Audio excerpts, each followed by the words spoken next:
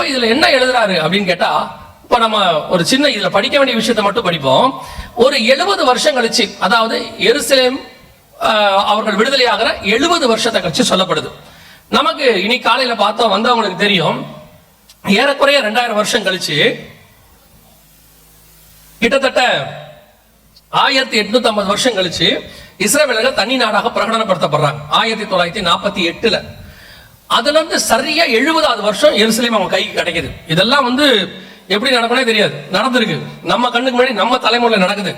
2018ல Trump என்ன பண்றாரு, இஸ்ரவேலுக்கு தலைநகரம் எருசலேமை ரெகக்னைஸ் பண்றாரு. சரியா 70 வருஷம், 70 இயர்ஸ். 1967 எருசலேம் வந்துடுச்சு, ஆனா தலைநகரம் என்ன செய்யல, மாறவே இல்லை, அந்த இடத்துக்கு அந்த ஸ்தானத்துக்கு வரல. இன்னைக்கு காலைல பார்த்தோம் சகரியா 12:6. அப்படியே அழகா வளர்ந்தார் ஆண்டவர். 70 இயர்ஸ் முடியுது. முடிஞ்ச உடனே இந்த கேள்வி, ஆண்டவரே 70 வருஷமாய் நீங்க எங்க மேல என்னவா இருக்கிறீங்க, கோபமா இருக்கிறீங்க, எது வரைக்கும் எங்க மேல கோபமா இருப்பீங்க அப்படின்னு சொன்ன உடனே கர்த்தர் அவர்களுக்கு மறுமொழியா என்ன சொல்றாரு பாருங்களேன். 15வது வசனம் வாசிங்க, சகரியா 1:15 வாசிங்க. நான் கொஞ்சம் கோபம் கொண்டிருந்த போது அவர்கள் தங்கள் கேட்டை அதிகரிக்க தேடினபடியினால் சுகமாய் வாழுகிற புறஜாதிகள் பேரில் நான் கடும் கோபம் கொண்டேன். இப்ப கர்த்தர் என்ன சொல்றாரு, அவங்க எல்லாருமே தங்கள் வழிகளை மோசம் போக்கிட்டாங்க, நான் கொஞ்சமா தான் கோபமா இருந்தேன், ஆனா உலகம் என்ன செஞ்சிருச்சு, என்ன ரொம்ப படுத்திருச்சு, அதனால என்ன பண்ண போறேன், முழு உலகத்தின் மேல் கோபம் கொண்டேன் அப்படின்னு சொல்லிட்டு இப்ப அவர் என்ன சொல்றாரு, ஒரு வாதையை உலகம் முழுக்க அனுமதிக்கிறார். அந்த வாதையை என்ன செய்யறாரு, உலகம் முழுக்க அனுமதிக்கிறார். என்ன வாதையை அனுமதிக்கிறாரு, 6ஆம் அதிகாரம் சகரியாவின் புஸ்தகம் 7வது வசனம் வாசிங்க. சிவப்பு குதிரைகளோ வென்றால் புறப்பட்டு போய் பூமியிலே சுற்றி திரியும்படி கேட்டுக்கொண்டன.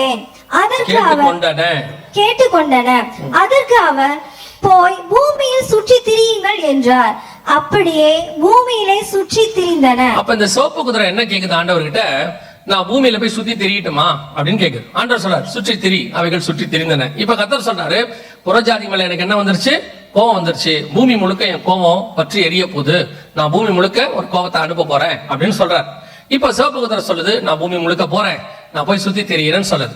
இப்ப இந்த சிவப்பு குதிரை நடந்தது, இந்த சம்பவம் 70 வருஷம் முடிஞ்ச பிறகு. நல்லா கவனிச்சுக்கணும், எப்ப நடக்குது, 70 வருஷம் முடிஞ்ச பிறகு. கரெக்டா நீ கவனிச்சீங்கன்னா நம்ம கணக்குக்கு 2018 முடிஞ்ச பிறகு அப்படி ஒரு கணக்கு. நீங்க புரிதலுக்காக உங்களுக்கு சொல்றேன், தீர்க்க தரிசனத்தினுடைய காரியம் அதுதான். 2018 முடிஞ்ச பிறகு 2019 வச்சுக்கோங்க. இப்போ இந்த கேள்வி கேட்கப்படுது. அப்ப ஆண்டவர் சொல்றாரு, சிவப்பு குதிரை நீ போய் சுற்றி திரி அப்படிங்கிறார். இப்ப இந்த சிவப்பு குதிரை யாரு என்ன, அது உங்களுக்கு தெரியணும். வாசிங்க, வெளிப்படுத்தின விசேஷம் 6ஆம் அதிகாரம், வெளிப்படுத்தின விசேஷம் 6ஆம் அதிகாரம் 4வது வசனத்தை வாசிங்க. அப்பொழுது சிறப்பான வேறொரு குதிரை புறப்பட்டது. அதன் மேல் ஏறி இருந்தவனுக்கு பூமியில் உள்ளவர்கள் ஒருவரை ஒருவர் கொலை செய்யத்தக்கதாக சமாதானத்தை பூமியில் இருந்து எடுத்து போடும்படியான அதிகாரம் கொடுக்கப்பட்டது. ஒரு பெரிய பட்டயமும் அவனுக்கு கொடுக்கப்பட்டது. இப்ப இந்த சிவப்பு குதிரை பூமியில சுற்றி திரியும்படி கேட்டுக்கொண்டன. அங்க வசனம் என்ன சொல்லுது, பூமியில் உள்ளவர்கள் ஒருவரை ஒருவர் கொலை செய்யத்தக்கதாக அப்படின்னு சிவப்பு குதிரை நடக்குது. அந்த கொலை செய்யத்தக்கதான காரியம் நடக்கிறதுக்கு அந்த குதிரைக்கு அல்லது அந்த மேல் ஏறி இருக்கிறவனுக்கு, அந்த ஆவிக்கு என்ன கொடுக்கப்படுதுன்னா ஒரு பெரிய பட்டயம் கொடுக்கப்படுதாக சொல்லப்படுது. இப்போ ஒரு தூதன் கையில பட்டயத்தை கொடுத்தால் என்ன அர்த்தம் அப்படின்னு உங்களுக்கு தெரியணும். ஒரு தூதன் கையில பட்டயத்தை கொடுத்தா என்ன அர்த்தம், வாசிங்க. 1 நாளாகமத்தின் புஸ்தகம் 21ஆம் அதிகாரம் 12வது வசனம் வாசிங்க. 1 நாளாகமம் 21:12 வாசிங்க.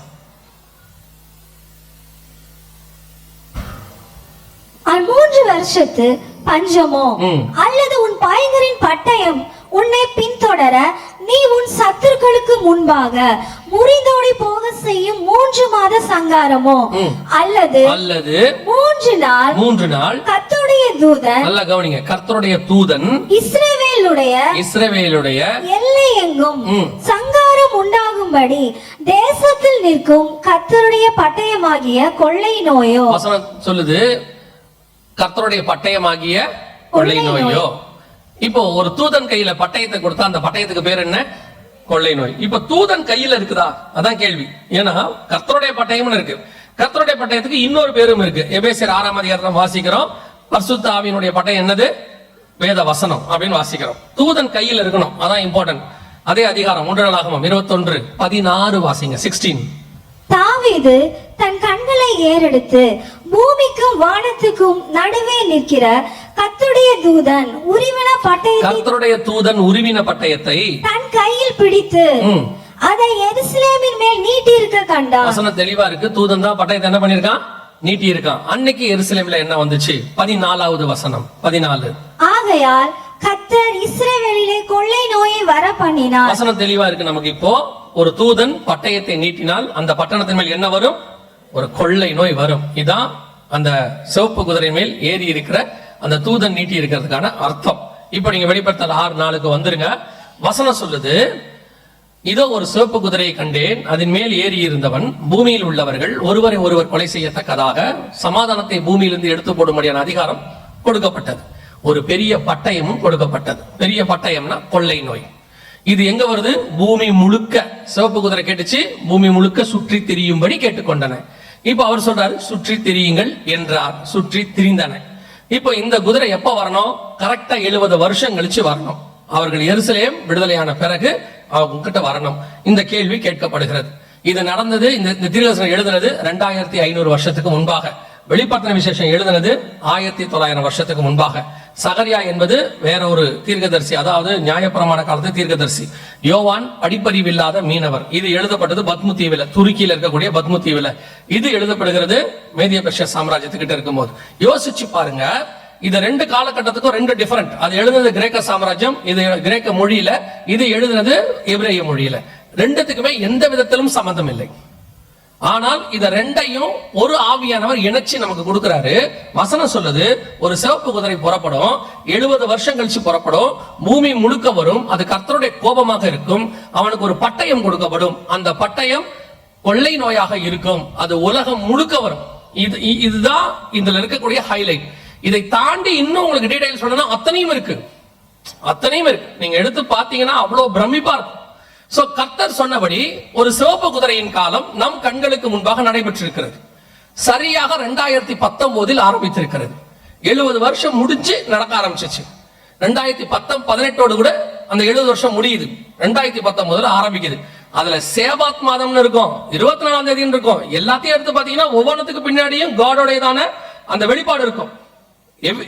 ஈச் அண்ட் எவ்ரிதிங்க்கு பின்னாடி நம் கண்களுக்கு முன்பாக இது நடந்துச்சு. அதை விட பெரிய விஷயம் என்ன தெரியுமா? இந்த கொரோனாவுடைய, இப்ப நம்ம அத கோவிட்னு சொன்னோம்ல, 2019 வந்துச்சு. அந்த 6ஆம் அதிகாரம் 4ஆம் வசனத்துல வெளிப்படுத்தின விசேஷத்துல அது எப்படி மரணத்தை கொண்டு வரும்னு வசனம் சொல்லுது. எப்படி கொண்டு வருமா? பூமியில் உள்ளவர்கள் ஒருவர் கொலை செய்யத்தக்கதாக, ஒருவர் கொலை செய்யத்தக்கதாக. நீங்க மறந்திருக்க மாட்டீங்கன்னு நினைக்கிறேன். குவாரண்டைன்ங்கிற வார்த்தையை மறந்திருக்க மாட்டீங்க. தனித்திரு அப்படின்ற வார்த்தை என்ன செஞ்சிருக்க மாட்டீங்க? மறந்திருக்கவே மாட்டீங்க. தனித்திரு, விழித்திரு, விலகிரு. ஏன் அந்த வார்த்தையை சொன்னாங்க? ஏன் விலகி இருக்க சொன்னாங்க? ஏன் தனித்திருக்க சொன்னாங்க? அப்படின்னா இந்த கொரோனா பரவினது ஒரு மனுஷன்ல இருந்து இன்னொரு மனுஷன் வழியாகத்தான். காத்து வழியாகவோ தண்ணி வழியாகவோ அது பரவவே இல்லை. இது பரவினது முழுக்க முழுக்க ஒரு மனுஷன்ல இருந்து இன்னொரு மனுஷனுக்கு. முதல் அலை ஒரு மனுஷன்ல இருந்து ஒரு மனுஷனுக்கு, 2வது அலை ஒரு மனுஷன்ல இருந்து 4 பேருக்கு இல்ல 8 பேருக்கு, 3வது அலை ஒரு மனுஷன்ல இருந்து 32 பேருக்கு. அதோட வீரியம் அதிகமா இருந்துச்சு. ஆனா பரவினது முழுக்க யாரால? மனுஷன் வழியாக மட்டும். வசனம் சொல்லுது வெளிப்படுத்தல் 6:4, ஒருவர் கொலை செய்யத்தக்கதாக பூமியில் உள்ளவர்கள். உங்களுக்கு தெரியும் நினைக்கிறேன், ஒரு கொள்ளை நோய் வரும், நார்மலா வரும். இந்த கொள்ளை நோய் வரும்போதெல்லாம் நீங்க நல்லா கவனிச்சு பாத்தீங்கன்னா, ஏதாவது ஒரு மாநிலத்துக்கு வரும், அல்லது ஒரு மாவட்டத்துக்கு வரும், இல்ல சில ஒரு தேசத்துக்கு கூட வரும். ஆனா உலகம் முழுக்க பூமியில் உள்ளவர்கள் ஏறக்குறைய 185 நாடுகளுக்கு மேல, 2 தீவுகளுக்கு மட்டும்தான் கிடையாது. அத்தனை நாட்டிலையும் மரணம் வராத இடமே கிடையாது. அத்தனை துல்லியமாய் நம் கண்களுக்கு முன்பாக ஒரு தீர்க்க தரிசனம் நிறைவேறிச்சு. நம்ம காலகட்டத்தில் நடந்துச்சு. அதை விட பெரிய ஆச்சரியம் என்ன தெரியுங்களா? இதுல இந்த கோவிடோட எமர்ஜென்சி பேண்டமிக் அப்படின்னு சொன்னாங்க இல்லையா, எமர்ஜென்சி. அதுக்கப்புறம் தான் எண்டமிக்னு மாத்தினாங்க. ஃபர்ஸ்ட் அதுக்கு பேர் என்னது? பேண்டமிக், முடிவில்லாததுன்னு மாத்தினாங்க. அதுக்கப்புறம் அதை எண்டமிக், ஒரு முடிவுக்கு கொண்டு வந்தாங்க. சோ நல்லா கவனிச்சீங்கன்னா, இந்த கோவிடோடையதான ஒரு அவசர கால நிலை அப்படின்னு சொல்லுவாங்க, எமர்ஜென்சி பீரியட் அப்படின்னு. எவ்வளவு நாள் தெரியுமா? நீங்க பாத்தீங்கன்னா ஆச்சரியப்படுவீங்க. இது வந்து WHO கொடுத்த ரிப்போர்ட். இது அவங்க கொடுத்திருக்காங்க இந்த ரிப்போர்ட். இதை கவனிச்சு பாருங்க. இது இருக்கு, நீங்க போய் ஆன்லைன்ல பாத்துக்கலாம். சரியா 3.5 வருஷம், 3 வருஷம் 6 மாசம். 2019 டிசம்பர் மாசம் ஆரம்பிச்சு 2023 மே மாசத்தோடு கூட அவர்கள் முடிவுக்கு சொல்றாங்க, இதுக்கு மேல மாஸ்க் போட வேண்டாம், இதுக்கு மேல நீங்க வந்து வேக்சின் சர்டிபிகேட் வேண்டாம், சாதாரணமா நம்ம எப்பவும் போல வாழலாங்கிற WHO ஒரு அனுமதி கொடுத்தது. கரெக்டா பாத்தீங்கன்னா இது அதுக்கான ரிப்போர்ட் இங்க கொடுத்துருக்கு பாருங்க, இந்த இடத்துல கீழே கொடுத்துருப்பாங்க. ஜனவரியில மே மாசம் ஆரம்பிச்சிச்சு, டிசம்பர் 2019 கீழே கொடுத்துருப்பாங்க. கரெக்டா மே மாசம் 2023 லாஸ்ட் லைன்ல இருக்கு, ended in May 2023. சரியா 3 வருஷம் 6 மாசம், 3.5 வருஷம் கணக்கு. இந்த 3.5 வருஷம் கணக்கு உங்க எல்லாருக்கும் தெரியும் நினைக்கிறேன், பைபிள் கணக்கு. பைபிள்ல தான் நிறைய 3.5 வருஷத்தை கத்தர் வச்சிருக்கிறார். 3.5 வருஷம் ஸ்திரியானவள் வனாந்தரத்துக்கு ஓடி போனால், 3.5 வருஷம் ஸ்திரியானவள் வனாந்தரத்துக்கு பறந்து போனால், ஒரு காலமும் ஒரு காலங்களும் அரை காலமும் 42 மாதம் அளவும் யுத்தம் செய்ய முடியாததுக்கு அதிகாரம் கொடுக்கப்பட்டது. ஒரு வாரம் அளவும் அதில் அந்த வாரம் பாதி சென்ற பின்பு 3ங்கிறது பைபிள் கணக்கு. இயேசு 3.5 வருஷம் ஊழியம் பண்ணினார். 3ங்கிறது நமக்கு பைபிள் பர்டிகுலரா கூட கணக்கு. அப்படி ஒரு 3.5 வருஷம் ஒரு வாதை நம் கண்களுக்கு முன்பாக நடந்திருக்குது. பைபிள்ல 3.5 நாள் இருக்குது, 3.5 வருஷம் எத்தனையோ இருக்கு. இது நம்ம காலத்துல நடந்தது, நம்ம இதை சந்திச்சிருக்கிறோம், நம்ம ஃபேஸ் பண்ணி இருக்கிறோம். நியாயாதிபதிகள்ல அவங்க ஒரு இதை சந்திச்சாங்கன்னு பாக்குறோம், எகிப்தியர்கள் 10 வாதையை சந்திச்சாங்கன்னு பார்க்கிறோம். அதெல்லாம் ஒரு எகிப்துல வந்துச்சு, அது வந்து நியாயாதிபதிகள் புத்தகத்துல பாத்தீங்கன்னா பெலிஸ்தியர் பாளையத்துல வந்துச்சு, அப்படி இருக்கும். இது டோட்டல் பூமிக்கு வந்திருக்கு. சரியா 3.5 வருஷம் வந்திருக்கு. வேதத்தில் சொன்னபடி ஒருவர் கொலை செய்யத்தக்கதாக வந்திருக்கு. அதுவும் சரியா 70 வருஷம் முடிஞ்ச பிறகு ஆரம்பிக்குது. வேதத்தில் சொன்னபடி இத்தனை துல்லியமான ஒரு தீர்க்க தரிசனம், இத்தனை துல்லியமாய் கர்த்தர் வச்சிருக்கிறார். இது நடந்திருக்கு. ஆனா இது எதுவுமே நமக்கு தெரியாது. இதான் இம்பார்ட்டன்ட். இதெல்லாம் எழுதி கொடுக்கப்பட்டு 2000 வருஷம் ஆகுது. அதுவும் குறிப்பா வெளிப்படுத்துற விசேஷ கர்த்தர் எழுதி கொடுத்தது சபைக்கு எழுதி கொடுத்தாரு. ஆவியானவர் சபைகளுக்கு சொல்லுகிறதை காதுள்ளவன் கேட்க கடவன். நாம என்ன படிச்சோம், நாம என்ன தெரிஞ்சுக்கிட்டோம், நாம இந்த வெளிப்பாடு எங்க இருக்கு? சபை இதை பத்தி ஏதாவது கவலைப்பட்டுச்சா? யோசிச்சு பாருங்க. நீங்க என்ன சொல்லுவீங்க? வெளிப்படுத்துற விசேஷம் படிச்சா புரியாது. நீங்க சொல்ற ஒரே வார்த்தை, வெளிப்படுத்துற விசேஷம் படிச்சா புரியாது. ஏங்க புரியாது? அதுக்கெல்லாம் ரொம்ப படிப்பறிவு வேணுங்க, படிப்பறிவு இருந்தா தான் புரியும். நீங்க இந்த மாதிரி எல்லாம் சொல்லுவீங்கன்றதுக்காக தான் வெளிப்படுத்துற விசேஷத்தை எழுத வச்ச ஆளுக்கே படிப்பறிவு இல்லைன்ட்டாரு. யோவானை குறித்த வசனம் சொல்லுது, படிப்பறிவு இல்லாதவர்களும் பேதமை உள்ளவர்களும் அப்போஸ்தலர் படிகள் இருக்கு. ஒரு படிப்பறிவு இல்லாதவர் கையில ஏன் இதை கொடுத்தாருன்னா, நாளைக்கு எந்த படிப்பறிவு இல்லாதவனும் எனக்கு தெரியாதுன்னு சொல்லக்கூடாது. அதனால கர்த்தர் அப்பவே எழுத வச்சிருக்கிறார். இரண்டாவது, இதை எழுதுறது ஆவியானவர் சபைகளுக்கு எழுதுகிறார். அதை எழுதி கொடுத்த ஆவியானவர் உங்களுக்குள்ளயும் எனக்குள்ளயும் இருக்கிறார். பரிசுத்தாவில இருக்கிறாரா இல்லையா? அப்ப எழுதி கொடுத்த ஆத்தர் உங்ககிட்ட இருந்தா அவர் சொல்லி கொடுக்கணுமா இல்லையா?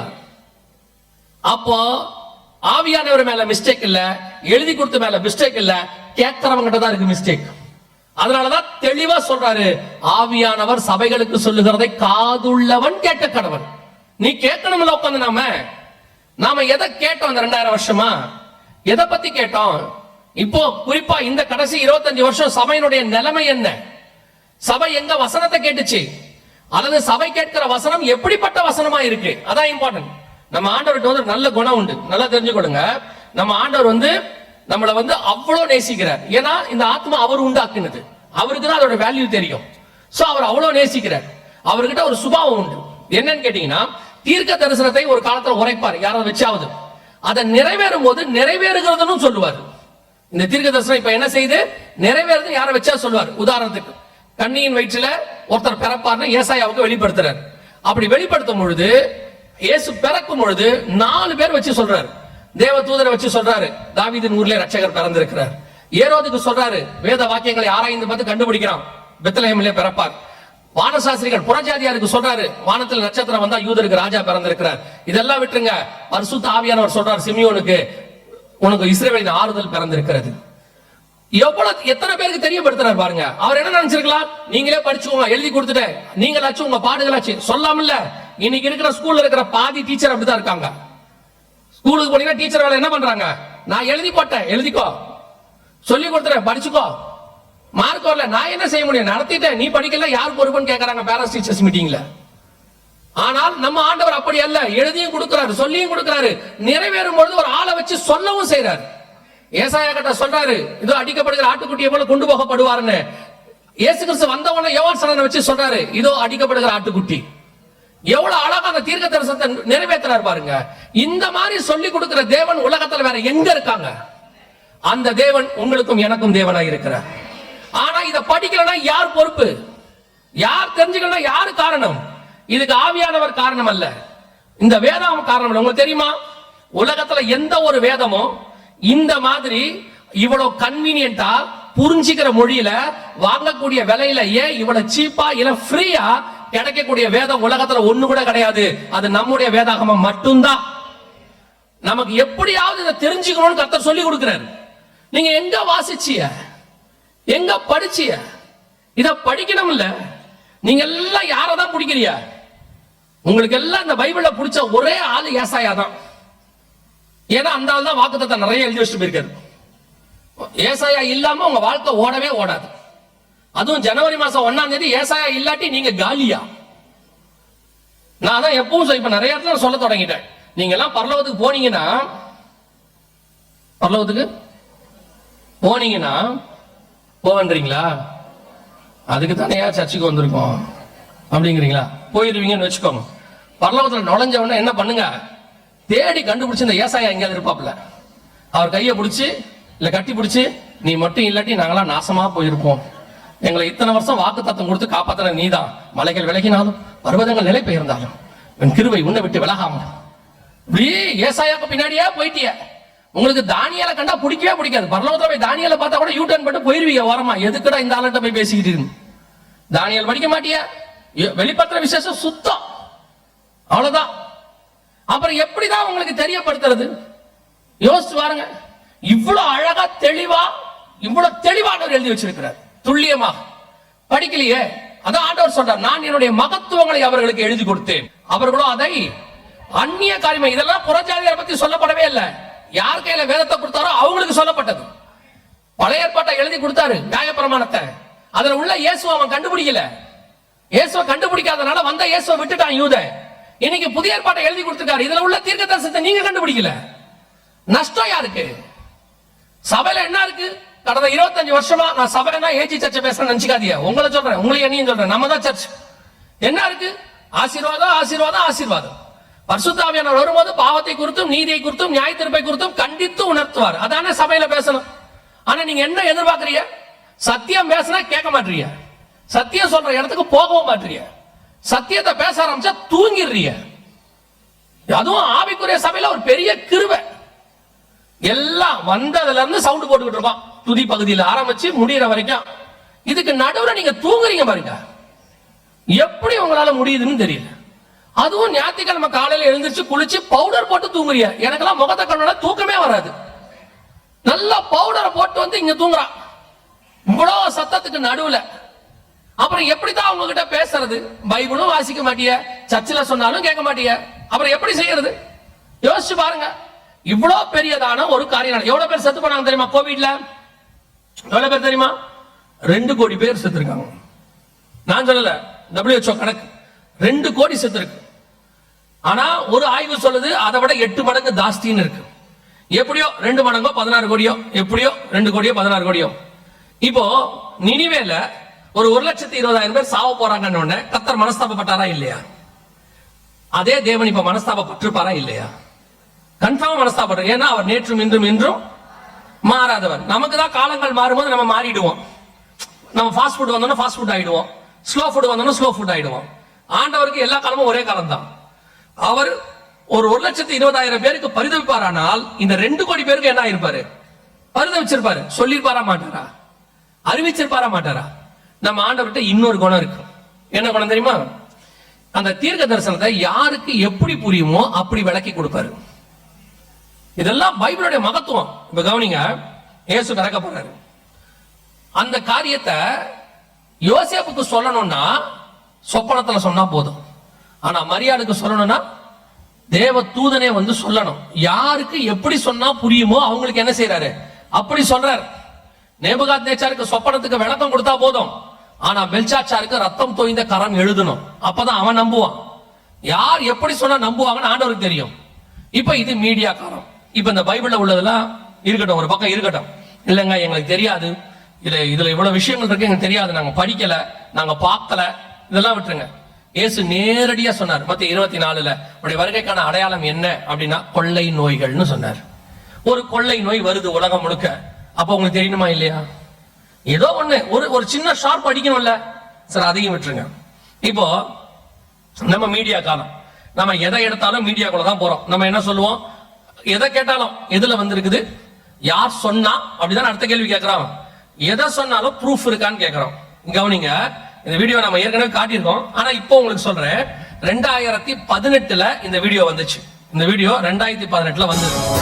வரலாற்றில் இதுவரை கண்டிராத மிகப்பெரிய அளவில் உயிரிழப்பை ஏற்படுத்தக்கூடிய நோய் ஒன்று பரவ உள்ளதாக உலக சுகாதார நிறுவனம் எச்சரிக்கை விடுத்துள்ளது. ஜெனீவாவை தலைமை இடமாக கொண்டு இயங்கும் உலக சுகாதார நிறுவனமானது மூத்த ஆராய்ச்சியாளர்களுடன் அவசர ஆலோசனை நடத்தியது. அதில் ஒட்டுமொத்த உலக மக்களின் சுகாதாரத்துக்கு அவசர நிலை ஏற்படும் அளவு புதிய நோய் பரவ இருப்பதாகவும், இதுவரை கண்டிராத அளவுக்கு உயிர் சேதங்களை அந்த நோய் ஏற்படுத்தும் என்றும் எச்சரிக்கை விடுக்கப்பட்டது. இது தொடர்பான ஆராய்ச்சியில் ஈடுபடுமாறு ஆராய்ச்சியாளர்களுக்கு வலியுறுத்தப்பட்டது. இந்த நோய்க்கு டிசீஸ் எக்ஸ் என்று பெயரிடப்பட்டுள்ளது. இது 2018 வந்ததான ஒரு செய்தி, டிவியில வந்தது. இன்னும் சொல்ல போனா உலக சுகாதார மையம், வேர்ல்ட் ஆர்கனைசேஷன் WHO எல்லாருக்கும் இத அறிக்கையை எந்த நாட்டுக்கு அனுப்பினாங்க. அந்த நாட்டு ஒன்றிய அரசாங்கம் கீழே உள்ள எல்லா நாடுகளுக்கும் மாநிலங்களுக்கும் அனுப்பிவிட்டாங்க. அனுப்பிவிட்டு அந்தந்த லாங்குவேஜில் இது என்ன செய்யப்பட்டது, மொழிமாற்றம் செய்யப்பட்டு அனுப்பப்பட்டது. இது தமிழ்ல வந்துச்சு. இதே மாதிரி கன்னடத்துல இருக்கு, தெலுங்குல இருக்கு, ஹிந்தியில இருக்கு, எல்லாத்துலயும் இருக்கு. அனுப்பி விட்டாங்க. இதை எத்தனை பேர் பாத்தீங்க? சரி, நீங்க மீடியா பாக்குற மக்கள், யூடியூப் பாக்குற மக்கள், வாட்ஸ்அப், ஃபேஸ்புக் எல்லாம் வச்சிருக்கீங்க. இப்படி ஒண்ணு வந்துச்சு, யார் பாத்தீங்க? சரி, நீங்க இப்படி சொல்லிருங்க, தப்பிச்சுக்கிறதுக்கு ஒரு வழி இருக்கு. டிவியா? நாங்க வீட்டுக்கு போய் கையை தூக்கி சீனாய் மலைக்கு போனோம்னா அடுத்த ஞாயிற்றுக்கிழமை சர்ச்சுக்கு வரும்போது தான் கீழே வருவோம். எங்களை பார்த்து எங்க சர்ச்சில் பாஸ்டே கேட்பாரு, உங்கள் முகம் பிரகாசிப்பது என்ன? அப்படி வச்சுக்கோங்க. நீங்க டிவியே பார்க்காத ஆளு, நாங்க அந்த மாதிரிலாம் செஞ்சதே இல்லைன்னாலும் நீங்க தப்பிக்கவே முடியாது. நானே வந்து சொல்லியிருக்கேன். இந்த வீடியோ என்ன செஞ்சிருக்கேன், நாங்களே வந்து சொல்லியிருக்கோம். இப்படி ஒரு கொள்ளை நோய் WHO வருதுன்னு சொல்றாங்க, ஆயத்தப்படுங்கன்னு சொல்லியிருக்கோம். எந்த அளவுக்கு ஆயத்தப்பட்டோம், எந்த அளவுக்கு இதை நம்ம தெரிஞ்சுக்கிட்டோம் சொல்லுங்க. ஒருவேளை நீங்க கேட்பீங்க, இதுல ஆயத்தப்படுறதுக்கு என்னங்க இருக்குது, இதுல நம்ம என்ன பண்ணிருக்கணும்? கொரோனா வந்துச்சு, அது ஒரு கொள்ளை நோய், புதுசா வந்துச்சு. அது அரசாங்கமே, மருத்துவமே, சயின்டிஸ்ட் அத்தனை பேரும் ஸ்தம்பிச்சுட்டாங்க. இதுல நாங்க வந்து என்ன செய்ய போறோம் அப்படின்னு கேட்டீங்கன்னா, நல்லா தெரிஞ்சுக்கொள்ளுங்க. கொரோனாவுக்கு இன்னைக்கு வரைக்கும் மெடிசன் கிடையாது. இந்த நிமிஷம் வரைக்கும் என்ன கிடையாது, மெடிசன் கிடையாது. வேக்சின் தான் இருக்கு. வேக்சின்னா தடுப்பூசி, மெடிசன்னா குணமாக்குற மருந்து. குணமாக்குற மருந்து இன்னைக்கும் இல்ல, வராம தடுக்கிற மெடிசன் தான் இருக்கு. நம்ம கிட்ட இருக்கு, வேக்சின் இருக்கு. ஆனால் இந்த கொரோனாவுக்கான மெடிசன் ஒரே ஒரு இடத்துல மட்டும்தான் உலகத்திலே இருந்துச்சு. அந்த இடம் திருச்சபைக்குள்ள மட்டும்தான் இருந்துச்சு. அந்த மருந்துக்கு பெயர் இயேசு கிறிஸ்துவின் தழும்புகளால் நாம் குணமானோம். அந்த மருந்து 2000 வருஷமா எல்லா வியாதியும் சுகமாக்கி இருக்குது. இதே மாதிரி ஒரு குவாரண்டைன் 2000 வருஷத்துக்கு முன்னாடி இருந்துச்சு. ஊருக்குள்ள விடமாட்டான், நாட்டுக்குள்ள விடமாட்டான், உள்ள வந்தா கல்லெறிஞ்சு கொல்லுவான். சேம் விஷயம் தான், கொஞ்சம் ஏன்ஷியன்ட், இது மாடர்ன். இன்னைக்கு என்ன சொன்னாங்க, யாரும் கொரோனால வெளியே வரக்கூடாது, மாஸ்க் போடக்கூடாது, வந்தா புடிச்சு உள்ள போடுவேன், ஃபைன் எல்லாம் சொன்னாங்கல்ல. அதே மாதிரி அன்னைக்கு வச்சிருந்தான், ஊருக்குள்ள வரக்கூடாது, வந்தா கொண்டு போடுவேன்னு சொன்னா, கல்லெறிஞ்சு கொண்டுருவேன். அதே ஒரு குவாரண்டைன். அந்த குவாரண்டைன் வியாதியை சுகமாக்க இயேசு கிறிஸ்துவின் நாமத்திற்கு வல்லமை இருக்குமானால், இந்த குவாரண்டைன் வியாதியும் சுகமாக்குற வல்லமை இயேசு கிறிஸ்துவின் நாமத்திற்கு உண்டு. நாம எத்தனை சுகமளிக்கிற ஆராதனை நடத்தி இருக்கிறோம். சுகமளிக்கிற திருவிழா, சுகமளிக்கிற பெருவிழா, சுகமளிக்கிற என்னென்ன விழா இருக்குதோ அத்தனை விழாவும் நடத்தி முடிச்சாச்சு. ஆனா கொரோனா வந்த போது ஒரு சுகமளிக்கிற ஆளையும் காணும், எல்லாம் ஓடி ஒளிஞ்சாச்சு. நான் யாரையும் குறை சொல்றேன்னு நினைச்சுக்காதீங்க, நான் ஊழியக்காரங்களை பத்தியே பேசல. இந்த சுகமளிக்கிறதுங்கிறது யார் கையில இருக்குன்னா, ஊழியக்காரங்க கையில இருக்குன்னு பைபிள் சொல்லவே இல்லை. பைபிள் தெளிவா சொல்லுது, விசுவாசிக்கிறவர்களால் நடக்கிற அடையாளங்கள் ஆவன. அப்ப இது யாரால் தான் நடக்கணும்? அப்ப நமக்குலாம் பேர் என்ன? விசுவாசி. விசுவாசம் இல்லாத விசுவாசி. பெட்ரோல் பங்குக்கு போய் நின்ன உடனே பெட்ரோல் இல்லம்மா தெரியுமா? கடைசி நிமிஷத்துல நாம பெட்ரோல் போடலான்ட்டு அந்த வண்டியில போய் அந்த பெட்ரோல் பங்குன்னு போர்டு இருக்கும், லைட் எரியும், 4 பேர் உட்காந்துருப்பான், எல்லாம் இருக்கும். நீங்க போய் வண்டியை நிறுத்தின இல்லம்பா. நம்ம என்ன கேட்போம்னா, அங்கேயே சொல்லலாம்ல. அதை விட மோசம் நீங்களும் நானும். எல்லா நோயும் வந்த பிறகு நீங்க விசுவாசியாச்சே, விசுவாசம் இருக்கானா? இல்ல, எம்டி, காலி. விசுவாசம் காலி. என்ன இப்படி சொல்லிட்டீங்க? நாங்களாம் எவ்வளவு பெரிய விசுவாசி தெரியுமா? நான் சொல்றேன், உங்களுக்கு விசுவாசம் கிடையாது. உங்களுக்கு இருக்கிற விசுவாசம் எதுனா தெரியுமா? உங்களுக்கு இருக்க விசுவாசம்? கடந்த 25 வருஷமா இயேசு கார் கொடுப்பார், இயேசு வீடு கொடுப்பார், இயேசு பையனுக்கு வெளிநாட்டுல வேலை கொடுப்பார், பொண்ணுக்கு கல்யாணம் பண்ணி வைப்பார், அப்புறம் 3 மாசம் கழிச்சு குழந்தை கொடுப்பார், அப்புறம் அந்த பிள்ளையை நடக்க வைப்பார், அப்புறம் உங்க பொண்ணுக்கு சொந்த வீடு கொடுப்பார். இதுதான் உங்க விசுவாசம். ஆனா நீங்க என்ன விசுவாசிங்களோ அது உங்களுக்கு கிடைச்சிச்சா இல்லையா? நான் சொல்லுவேன், போன ஜெனரேஷன் விசுவாசியை விட இந்த ஜெனரேஷன் விசுவாசி ஆசீர்வாதமா தான் இருக்கு உலக பிரகாரமா. போன ஜெனரேஷன்ல வீடு கூட இல்ல இருக்காது, சாப்பாடு கஷ்டப்பட்டவங்களா இருக்காங்க. இப்ப நீங்க யாரும் அப்படி இல்ல. எப்படி உங்க ஃப்ரிட்ஜுக்குள்ள 3 நாள்ல இருந்து ஒரு வாரத்துக்கு தேவையான சாப்பாடு இருக்கா இல்லையா? இருக்குதானே? என்னைக்கு வச்சோன்னு தெரியாம தானே பாத்துட்டு நிக்கிறியா? காலங்காத்தால 7 மணிக்கு ஃப்ரிட்ஜை திறந்துட்டு இப்படியே பாப்பாங்க, இதை என்னைக்கு வச்சோம்? இது கல்யாணம் ஆன போது செஞ்ச சட்னி, இது என்கேஜ்மெண்ட் அன்னைக்கு கொடுத்ததான தக்காளி சட்னி. அங்க இருந்துட்டு வீட்டுக்கார வேற கேட்பாங்க, எப்பா சட்னி சாப்பிடுறீங்களான்னு. அவரு நீங்க ஃப்ரிட்ஜ் கிட்ட வந்து கேட்டா அவர் சொல்றாரு, வேணாம் நான் வெறும் இட்லி அப்படின்றாப்ல. ஏன்னா நீங்க சுடு பண்ண போறீங்கன்னு அர்த்தம். அது அனலும் இல்லாமல் குளிரும். நீங்க வேற சட்னியை கொண்டு வச்சிருவீங்க, அது பார்த்தா உள்ள மேல சூடா இருக்கும், உள்ள சூடா வேற இருக்காது. அது கிளம்புனீங்க அனலும் இல்லாமல் குளிரும் இல்லாம இருக்கும். இன்னைக்கு ஆண்டவர் அப்படித்தான் சாப்பாடு கொடுத்திருக்காரு. எல்லார் வீட்லயும் ஒரு 15 நாளைக்கு தேவையான மளிகை சாமான் இருக்கா இல்லையா? குறைஞ்சபட்சம் ஒரு வாரத்துக்கு தேவையானது இருக்கா இல்லையா? போன ஜெனரேஷன்ல அரிசி இல்லாம ஊழியமான ஊழியர்கள் இருக்காங்க. போன ஜெனரேஷன்ல செருப்பு தேய நடந்தவங்க இருக்காங்க. இன்னைக்கு ஒரு 2 வீலராவது, குறைஞ்சபட்சம் 2 வீலராவது இருக்கு. சோ அவர்களை விட கர்த்தர் நமக்கு நீங்க என்னத்தை வச்சிருக்காரு? ஆசீர்வாதமா தான் வச்சிருக்காரு. நம்மளுடைய கவலை எல்லாம் என்னன்னா சொந்த வீடு இல்ல, எங்க தங்கச்சி என்னை விட பெரிய வீடு கட்டிட்டான். நம்ம கவலை எல்லாம் அதானே ஒழிய நம்ம கவலை வேற. நீங்க 25 வருஷமா சபை சத்தியத்தை விட்டு ஆசீர்வாதத்துக்கு பின்னாடி போயிருச்சு. அதனுடைய விளைவு என்ன? நீங்க என்ன கேட்டீங்களோ அதை கர்த்தர் கொடுத்துட்டாரு. அப்ப கர்த்தர் தானே கொடுத்தாரு. இளையகுமாரன் போய் கேட்டா அப்பா கொடுத்தாரா இல்லையா? கொடுத்தாரு தானே. அதே மாதிரி தான் நீங்க கேட்டதெல்லாம் கர்த்தர் கொடுத்துட்டாரு. அப்பாவுக்கு தெரியும் இதை வச்சுக்கிட்டு உங்களால ஒண்ணும் பண்ண முடியாதுன்னு தெரியும். அந்த ஒரு பஞ்சம் வந்துச்சு, எல்லாம் போச்சு. இளையகுமாரன் திரும்பி வந்துட்டான். அதே மாதிரிதான் கொரோனா வந்துச்சு. இந்த 25 வருஷமா நீங்க வச்சிருந்த ஆசீர்வாதத்தை வச்சு என்ன பண்ணீங்க? வச்சிருந்த வீடு வச்சு என்ன பண்ணீங்க? நீங்க வச்சிருந்த பணத்தை வச்சு என்ன பண்ணீங்க? நீங்க வச்சிருந்த நகையை வச்சுட்டு என்ன பண்ணீங்க? பெட்டிக்குள்ள இருக்கிற பத்திரத்தை வச்சுட்டு என்ன பண்ணீங்க? ஒண்ணும் பண்ண முடியல. வீட்டுக்குள்ள பூட்டிட்டு உட்கார்ந்து இருந்தீங்க. பெரிய பெரிய கோடீஸ்வரனும் பணக்காரனும் ஹாஸ்பிட்டல் வாசல்ல காரு கதவை திறந்து போட்டு படுத்து கிடந்தான். ஐசியூல பெட் இல்ல, ஒரு ஆக்சிஜன் சிலிண்டர் கிடைக்கல. அவங்க கதர்னா புதைக்கிறதுக்கு இடம் இல்ல, கொத்து கொத்தா பணம்.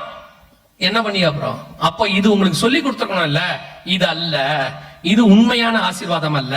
இவ்வளத்தை வச்சுக்கிட்டு இருந்தாலும் நம்ம ஆண்டவர் வசனத்துல அழகா சொன்னாரு, உலகம் முழுவதையும் ஆதாயப்படுத்தினாலும் தன் ஆத்மாவை நஷ்டப்படுத்தினால் பிரயோஜனம் என்ன? இது கொரோனா அப்படியே இருந்துச்சு. உலகம் முழுவதும் ஆதாயமாச்சு, உன் ஜீவனுக்கு வழி இல்லையே, காப்பாத்த வழி இல்லையே. வசனம் அப்படியே நடந்துச்சு. ஆனா என்ன திருந்தினீங்கன்றதான் கேள்வி.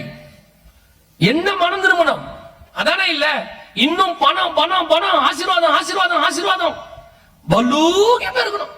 சொல்லும் போதே கண்ணு விரியுது. இந்த வருடம் கர்த்தர் நம்மளை பலூகி பெருக பண்ணுவாராக.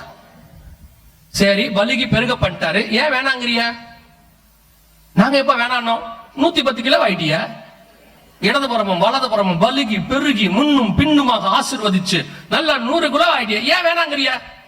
சந்தோஷமா சொல்லுங்க, ஆண்டவரே நீர் கொடுத்த 110க்காக ஸ்தோத்திரம். இன்னும் 120, 130, அடுத்த வருடம் 1000 மடங்கு ஆசீர்வதிங்க. கேளுங்க. ஏன் அதை கேட்க மாட்டீங்க? பிள்ளைகள் பிள்ளைகள் கர்த்தரால் அடுத்த வருஷம் கேட்கணும், யாக்கோபை போல 12 கொடுங்கப்பா. கேப்பீங்களா? அதை மட்டும் கரெக்டா என்ன சொல்றீங்க? 2 போதும், 1 போதும். இந்த 1 வச்சுக்கிட்டே கர்த்தர் கொடுத்த ஆசீர்வாதம் தானே பிள்ளைகள். ஏன் போதும்னு சொல்றீங்க?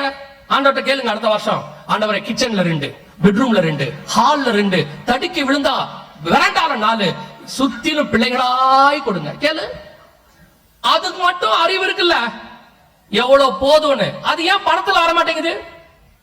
இவ்வளவு பணம் எனக்கு போதும்னு என்னைக்காவது சொல்லிருக்கீங்களா ஆண்டவர்கிட்ட? ஆண்டவர் ஒரு லேண்ட் கொடுத்தாரு, ஏதோ ஒரு வீடு கொடுத்தாரு, போதும் இருக்கா? மேல கட்டு. சரி, மேல கட்ட திருப்தி ஆனீங்களா? 2 பிள்ளைங்க இருக்கு, 2 வீடு வேணாமா? என்னைக்காவது போதும் என்ற மனதனுடைய தெய்வ பக்தி வருதா? கொரோனா உங்களுக்கு ஒண்ணு சொல்லி கொடுத்திருக்கு, மறந்துடாதீங்க. பணம், ஆஸ்தி, சம்பாத்தியம், வீடு, வாசல் எதுவும் ஜீவனை காப்பாத்தாது. உங்களை காப்பாத்துகிற ஒருத்தர் மேல உட்கார்ந்து இருக்கிறாரு. அவர் கையை விட்டாரு தொலைஞ்சோன்னு அர்த்தம். நான் உலகத்துல ஆசீர்வாதம் வேணான்னு சொல்லல, போதும் என்ற மனதன் கூடிய தெய்வ பக்தியை மிகுந்த ஆசீர்வாதம்.